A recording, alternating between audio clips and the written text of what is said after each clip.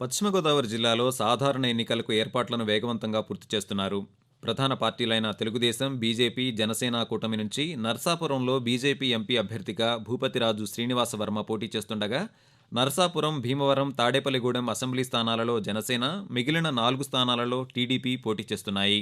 YCP parliament అభ్యర్థి గూడూరి ఉమాబాలతో పాటు assembly స్థానాలలో పోటీ చేస్తున్న అభ్యర్థులు, కాంగ్రెస్ పార్టీకి చెందిన అభ్యర్థులు ఇంటింటా ప్రచార కార్యక్రమాలు నిర్వహిస్తున్నారు. మాజీ ముఖ్యమంత్రి చంద్రబాబు నాయుడు పాలకొల్లు, నర్సాపురంలో బహిరంగ సభలు నిర్వహించారు. రాష్ట్ర ఉప ముఖ్యమంత్రి కొట్టు సత్యనారాయణ, మంత్రి కారుమూరి వెంకట నాగేశ్వరరావు గ్రామాలలో, పట్టణాల్లో సభలు నిర్వహించి ప్రచార కార్యక్రమాలను ముమ్మరంగా చేస్తున్నారు. పీసీసీ అధ్యక్షురాలు వైఎస్ షర్మిల ఒక విడత ప్రచారం నిర్వహించారు. జిల్లాలో ఎన్నికల కోడ్ అమలు చేయడంలో జిల్లా యంత్రాంగం పకడ్బందీగా ఏర్పాట్లు చేస్తోంది. కేంద్ర బలగాలను సమస్యాత్మక ప్రాంతాల్లో, పట్టణ ప్రాంతాల్లో మోహరించారు. గ్రామాలు, పట్టణాల్లో పరేడు నిర్వహిస్తున్నారు. ఓటర్లు స్వచ్ఛందంగా తమ ఓటు హక్కు వినియోగించుకునేందుకు ఎటువంటి ప్రలోభాలకు గురికాకుండా ఉండాలని స్వీప్ అధికారులు అవగాహన కార్యక్రమాలు నిర్వహిస్తున్నారు.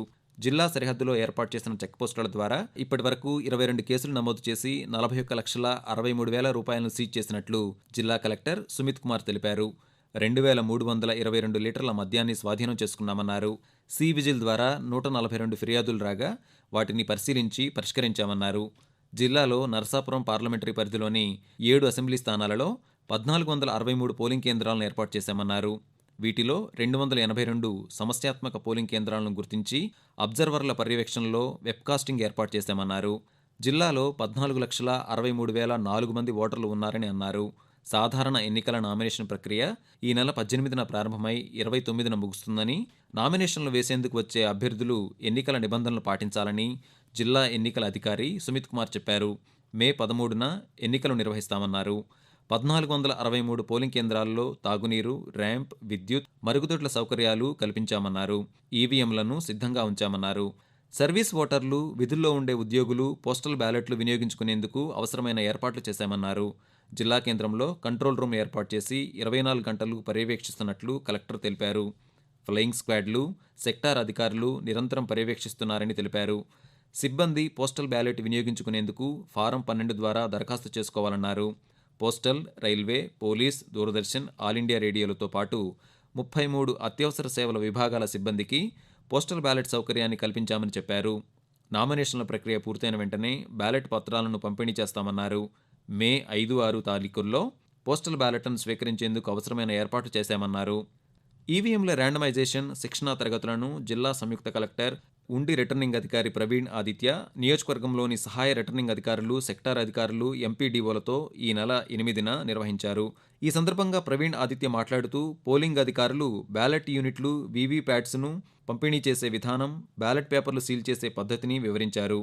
జిల్లాలో ఓటింగ్ శాతం మరింత పెంచడంతో పాటు ఓటర్లు ఎటువంటి ప్రలోభాలకు గురికాకుండా ఓటు హక్కు స్వేచ్ఛగా వినియోగించుకునేందుకు ఓటర్లను చైతన్యపరుస్తున్నట్లు స్వీప్ నోడల్ అధికారి జీసీహెచ్ ప్రభాకర్రావు చెప్పారు. భీమవరం, నర్సాపురం, తాడేపల్లిగూడెం, తణుకు, పాలకొల్లు పట్టణాలతో పాటు గ్రామీణ ప్రాంతాలు, బస్టాండ్లు, రైల్వే స్టేషన్లు, కళాశాలల్లో స్వీప్ కార్యక్రమాలు నిర్వహిస్తున్నామన్నారు. ఈవీఎంల ద్వారా ఓటును ఏ విధంగా వినియోగించుకోవాలి అనే దాన్ని కూడా వివరిస్తున్నట్లు చెప్పారు. గత ఎన్నికల కన్నా అత్యధికంగా పోలింగ్ నమోదు చేసేందుకు ఓటర్లను చైతన్యపరుస్తున్నట్లు తెలిపారు. ప్రజాస్వామ్య పరిరక్షణలో సరైన పాలకులను ఎన్నుకోవడంలో ఓటర్లు విఘ్నతతో వ్యవహరించాలని సూచించామన్నారు. ఈ నెల 8వ తేదీన భీమవరంలోని టిట్కో ఇళ్ల సముదాయాల్లో నివసిస్తున్న ప్రజలకు అవగాహన కల్పించామన్నారు.